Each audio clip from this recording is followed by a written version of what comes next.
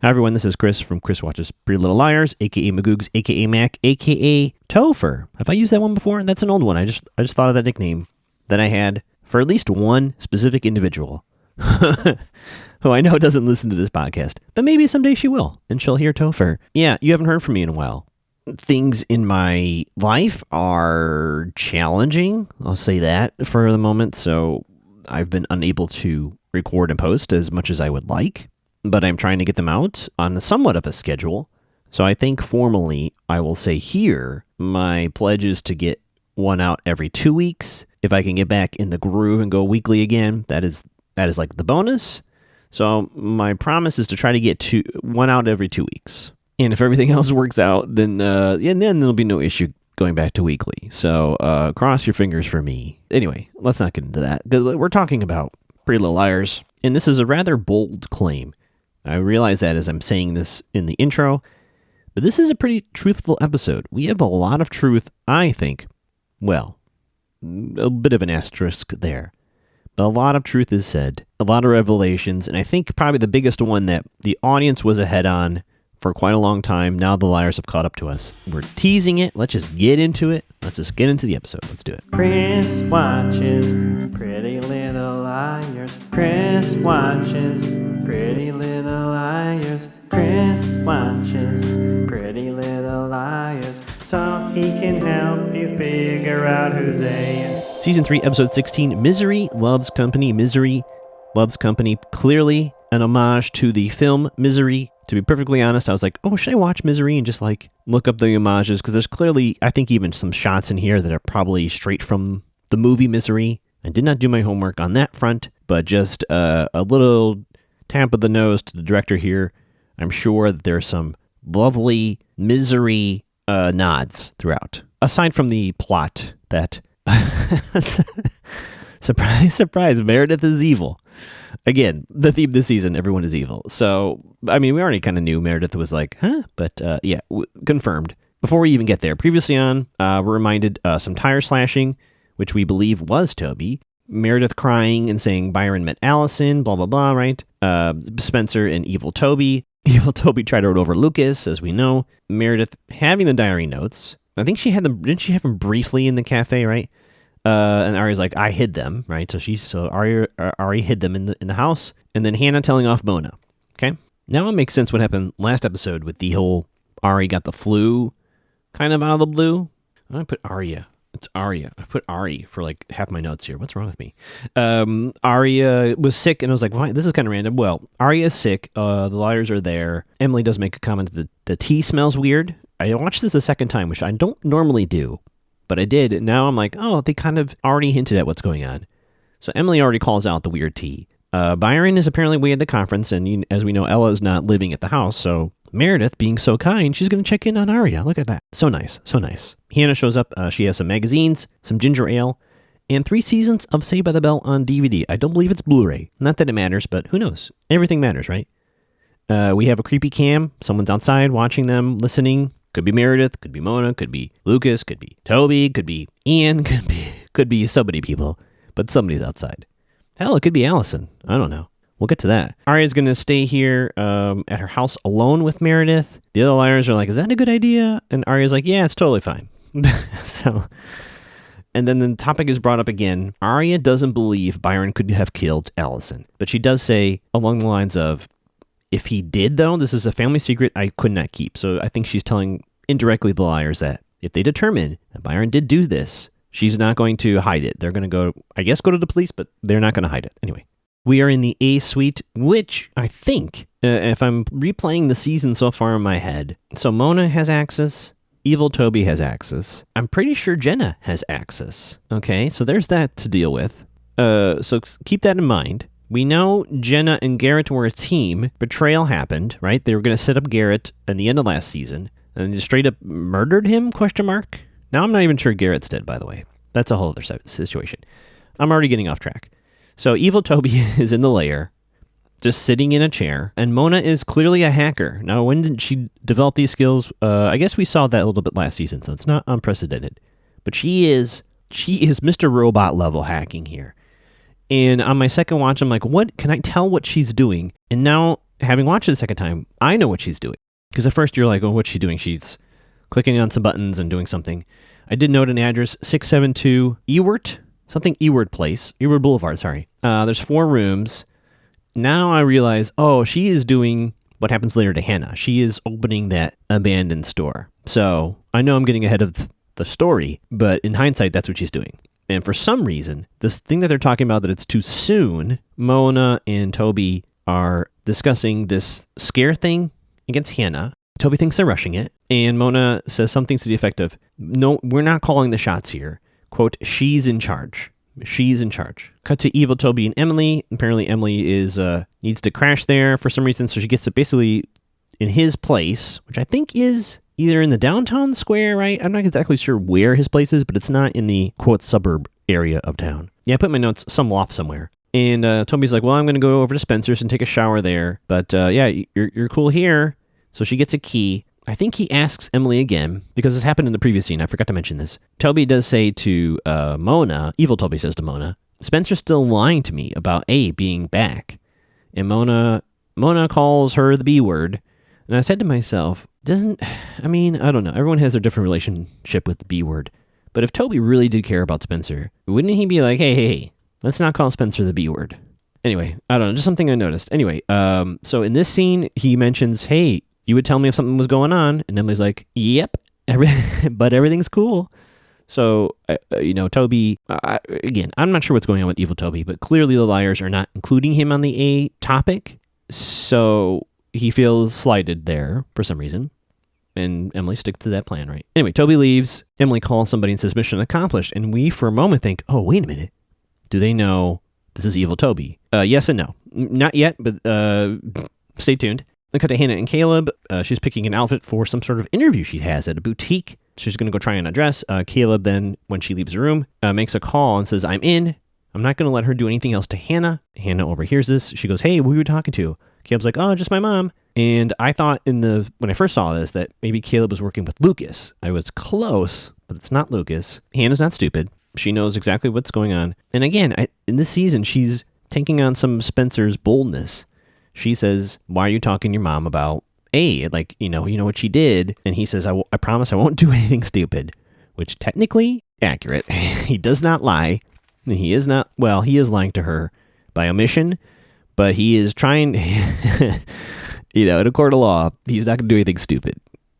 So anyway, cut to evil Toby and Spencer. Evil Toby, shirtless, fresh from the shower.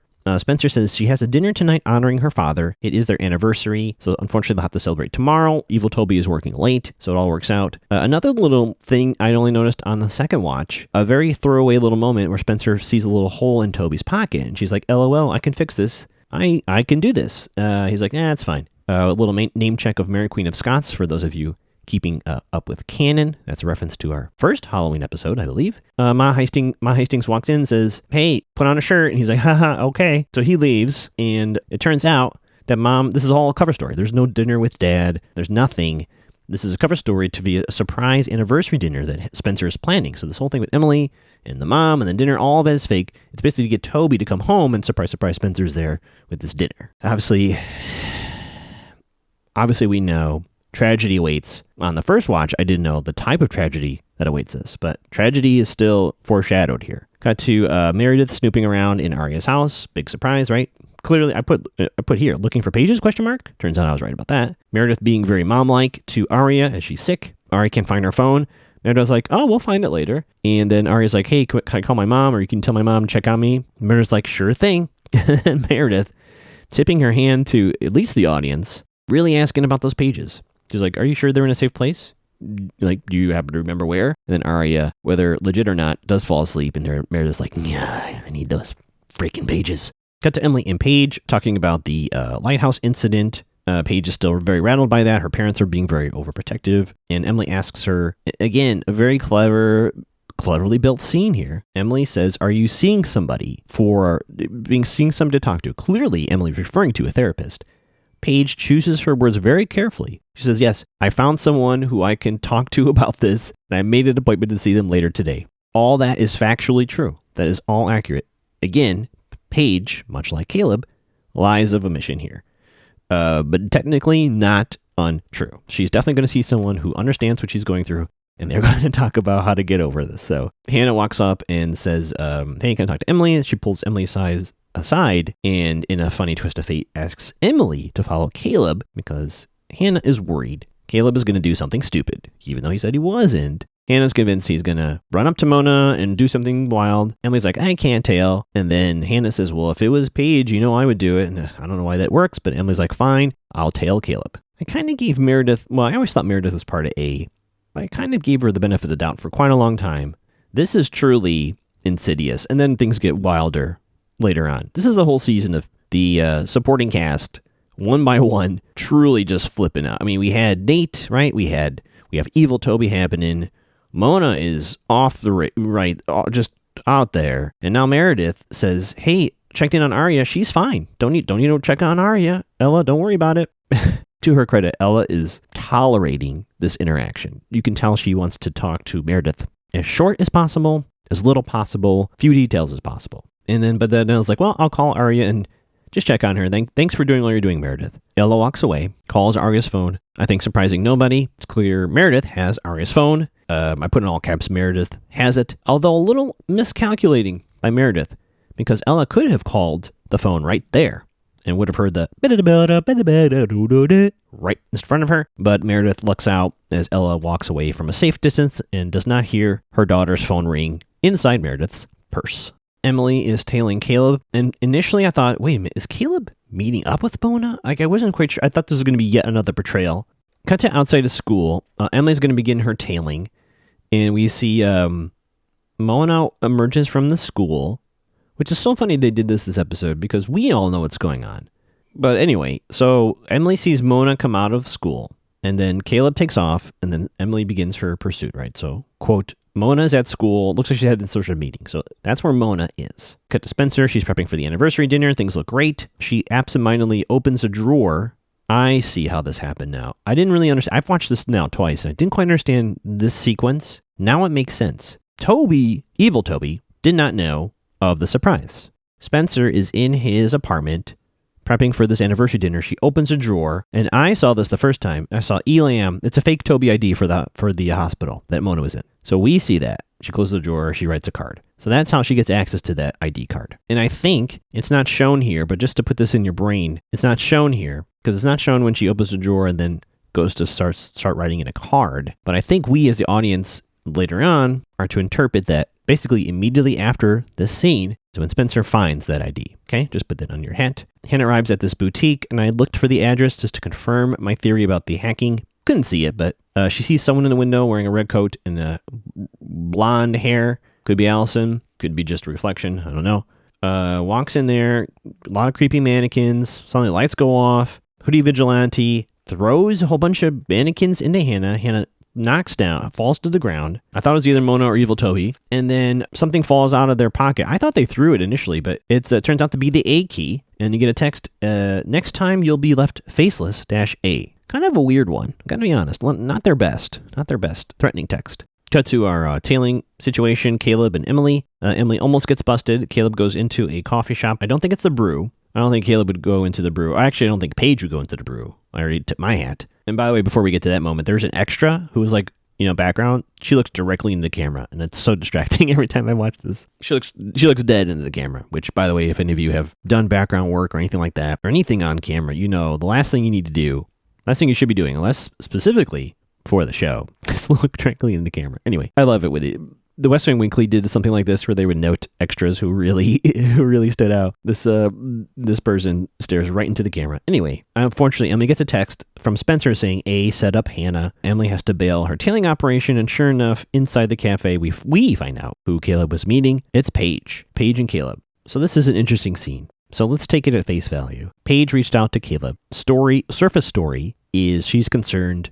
She's still upset about what's been going on. She's more concerned about Emily than herself. Caleb clearly feels the same way about Hannah. And he basically says, they've been dealing with this for so long. It's time we do something.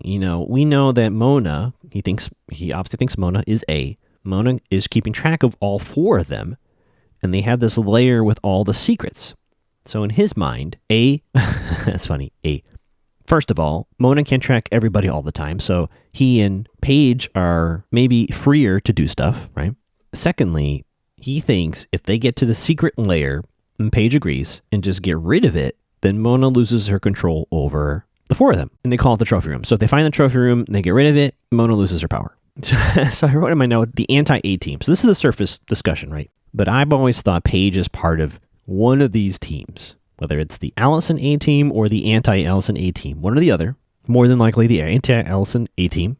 So, in a way, Paige is on the surface level working with Caleb to destroy the Mona layer, but could also be working to keep tabs on Caleb. That's my theory, is that Paige is on the surface level working with Caleb, but in reality, adding a new spy to the network. So Spencer, Hannah, and Emily meet up. Clearly, Arya is still sick. They go over the situation in the mannequin room. And if you watch this episode again, fair viewer, keep an eye on Spencer's behavior. There is a subtle difference when talking about the Toby situation, evil Toby situation.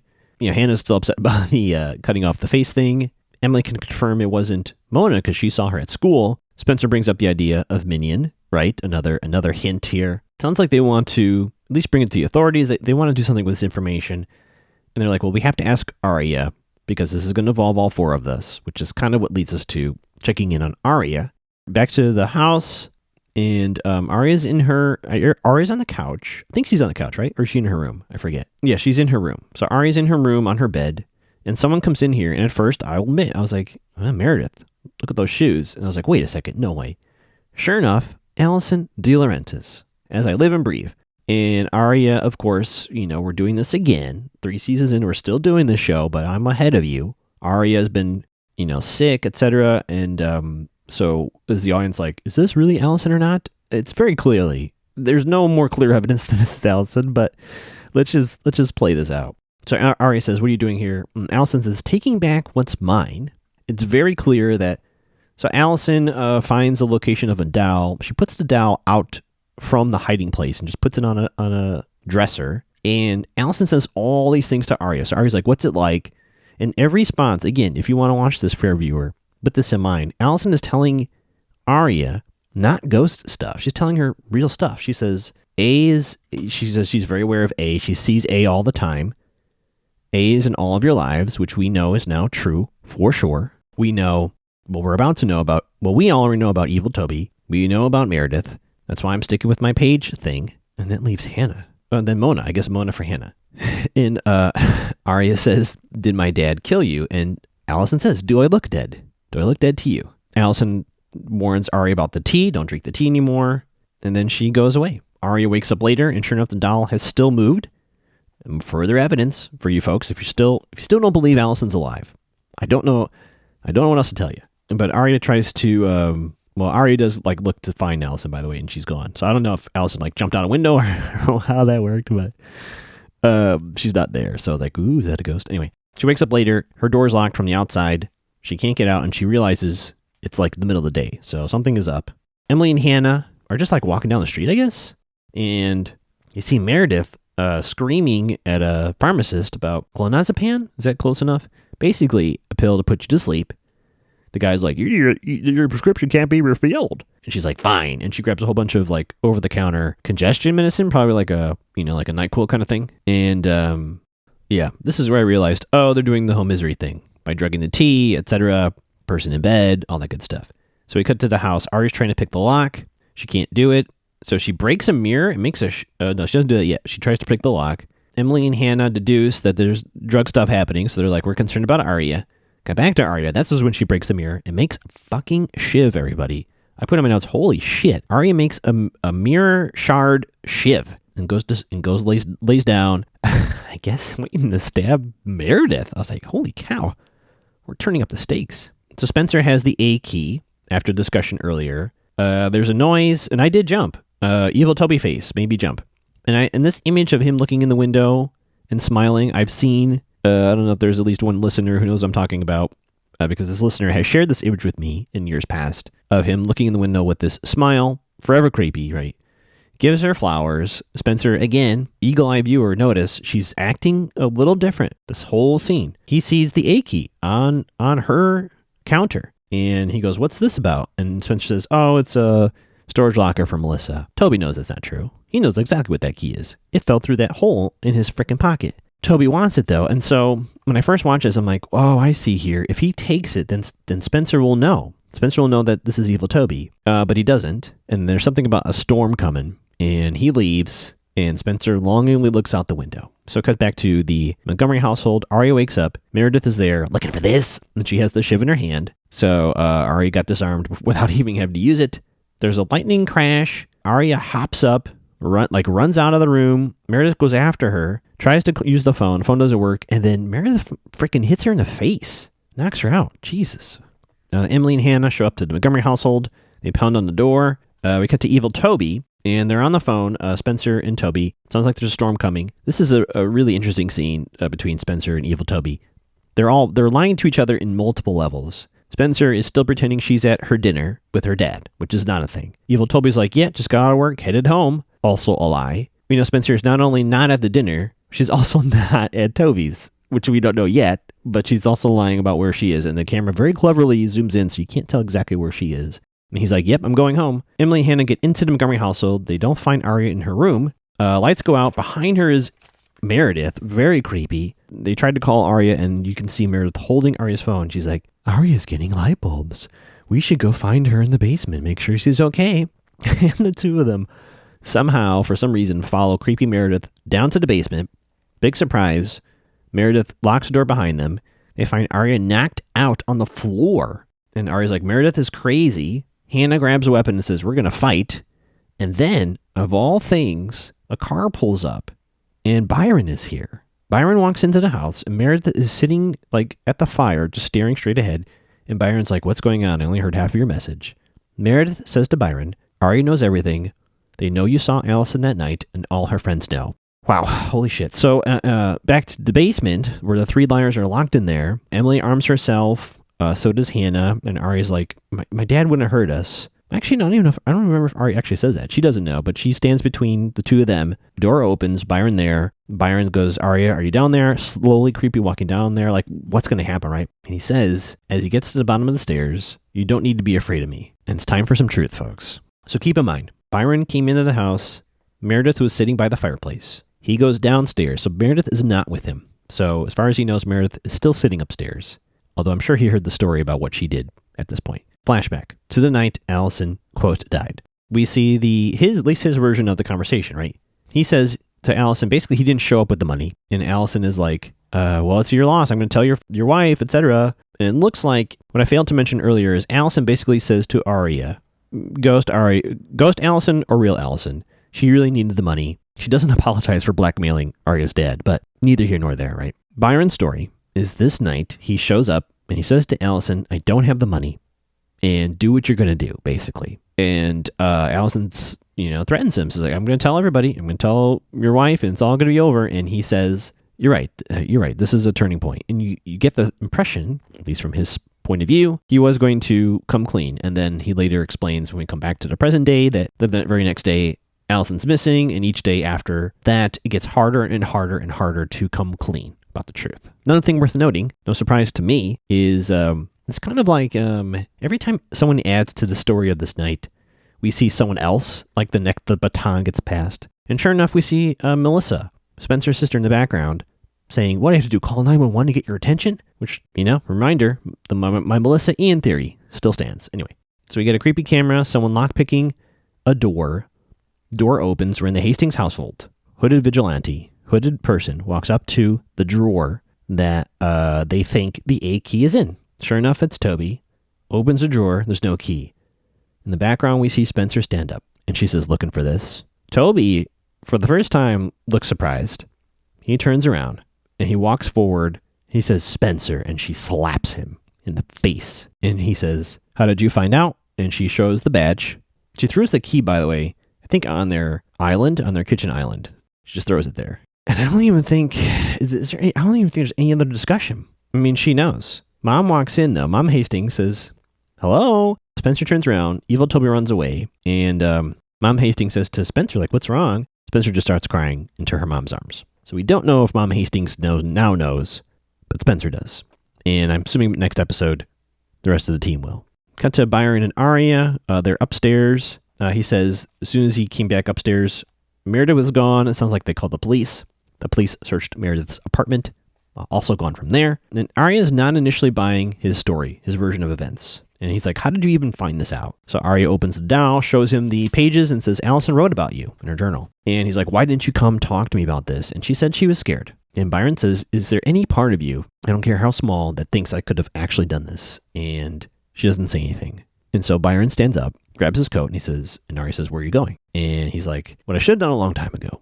I'm going to go to police. I'm going to tell them everything that I know. And then he says, hopefully, at the end of this investigation, you will be comfortable knowing that I had nothing to do with what happened to Allison. And for some reason, this is enough for Arya to take the notebook pages and stand up and say, I believe you, and throws them into their fireplace. Now that is, so that removes that piece of evidence. I think Byron still may go to the police. I don't know. Maybe that's Arya saying, don't do that. I don't know. Interesting, right? I don't know what to think of that, but there you go. And then finally, Spencer knocks on Toby's door. She has a spare key, opens it. There's a chain thing there, so it doesn't open all the way. She goes, I know you're in there. Tell me, was it real? Tell me, please, Toby. She's crying her eyes out. I'm crying here in my studio apartment for Spencer. And not the weirdest way they've ended an episode, but a very long sequence of Mona drinking wine and laughing from inside Toby's apartment, relishing Spencer's pain. Yeah, quite upsetting. So, what do we think, folks? Meredith is on the run. I don't know if we'll see her again, but she clearly is going to be in incredible amount of trouble. Not sure if Creepy Detective will bother to follow up on that, but there you go. Maybe this will bring the Montgomerys back together. I don't know. Maybe Elle will be like, I told you so, and Byron will be like, you're right. Never have gotten involved with Meredith in the first place. And by the way, he thought Meredith trashed his office when all this went down. So, Byron makes some questionable choices throughout. I still think there's something going on with Toby because Spencer does say, tell me what I saw wasn't real, right? And this is so silly, folks. I know this. I still think there might be twin Tobys. Evil Toby this season is just so unusual, so not Toby. And I kind of want to go back to the end of season 2 because he does say something about like leaving town, right? I mean, is there any chance in the world, folks, that this is a twin Toby, an evil Toby that's not Toby? I mean, it'd be a twist of the century and really confusing. I don't know. He just seems so different than the Toby that we met in season 1. I don't know. Maybe I'm just being a Toby fan and not wishing that he is part of Mona's A-team. Allison definitely alive, as we know. And if this episode further proves to me there is an A after Allison, right? Still, well, she thinks Allison can't come back to the world of the living until she knows she's safe. As weird as that sounds, as powerful as she is, she knows that she's basically using her friends and everybody else to determine when the threat is gone. And it's still there. It's still there. The only thing that's confusing, I guess, is that she knows Byron didn't kill her, right? So I guess maybe in a weird way, she's still trying to bring out the real A's, I guess, right? So she couldn't just tell Arya, it wasn't your father. But she did need the money for something, which I think is part of what's behind all this. And I may be forgetting my own lore here, but she basically needed that money from Byron for something. And so there's that. I think here's one last prediction. Then I'm going to get the hell out of here because this is running long. But I guess that's deserved since it's been a while. I think we're going to come to find out Melissa and Ian, as I've said before, thought they killed Allison, knocked her on the head, much like the Garrett Jenna situation. They think that they killed her, buried her in the dirt, and she comes out of the dirt alive, just fine. But I don't think they are the true threat that Allison is worried about. I think there's something or somebody else who is more powerful, more connections, that poses a very real threat to a lot of things. And another interesting thought I just had is that potentially something to do with this Will and Jason and Dad Hastings and all this stuff and the kids and Grant, like all this stuff may have to do with someone dying for someone to inherit money, right? I think at the end of the day, it has to do with the family, the De Laurentises, and this money and this will. Exactly how that all works, I don't know if I have all the information yet. But I think that's a central part of this. So that's quite a bit of analysis here, and I guess deservedly so. So we have more surprises. I cannot wait to see how the evil Toby revelation ripples through the liars next episode. So I may even try to get that up next Friday because every time, even if I fall behind, I get reinvested right back. So I need to know what's going on. I need to find out what happens next. I've been Chris. You can find me on Instagram at Magoogs, TikTok at Mac to the Gal, Twitching at Mac to the Gal. The community is slowly growing. Boy, if there was a Pretty Little Liars game, I would still play that. Mondays, I do Jump Scare Mondays, 7 p.m. Pacific. And other times randomly with other fun games. They're not horror related. But if there's a horror game that you think that would be in line with this show, let me know. Anywhere else you can find me? Is there anywhere else you can find me? I have more stuff coming soon, so stay tuned for that. Thank you for being patient with me, by the way, as I try to fix my personal life and keep this podcast going. So I appreciate all of you listening, and seeing people listening and enjoy the show keeps me going. So thank you. I've said way too much.